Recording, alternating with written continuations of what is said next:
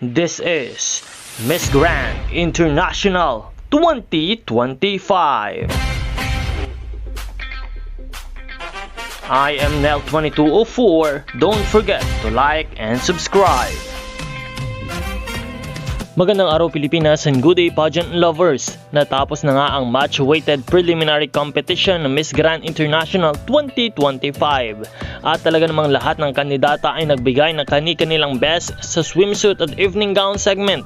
Pero syempre, isa sa pinaka-abangan ng mga Pinoy pageant fans ay ang performance ng ating pambato, si Miss Grand Philippines 2025, Emma Mary Tiglao.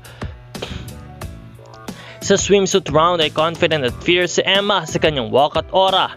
Makikita ang kanyang fit, physique at natural elegance habang rumarampa sa stage. Kaya naman, madami ang pumuri sa kanyang performance.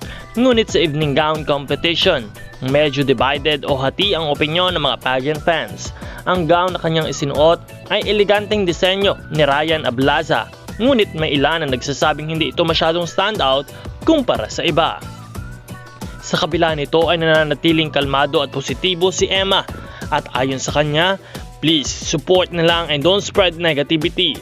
It's my choice to wear the gown and I'll make sure to give you all my all sa finals night. Kaya naman marami pa rin ang sumusuporta at naniniwalang babawi si Emma sa Grand Finals with more bongga at pasabog gown performance. Isa lang ang sigurado, hindi basta-basta ang laban ng Pilipinas sa MGI 2025. Ano sa tingin nyo mga ka-pageant? Nagustuhan nyo ba ang gown ni Emma o may inaasahan pa kayong mas stunning sa finals? I-comment nyo sa baba ang inyong thoughts at huwag kalimutang i-like, share at mag-subscribe para updated kayo sa lahat ng Miss Grand International 2025 happenings. Maraming salamat sa panonood.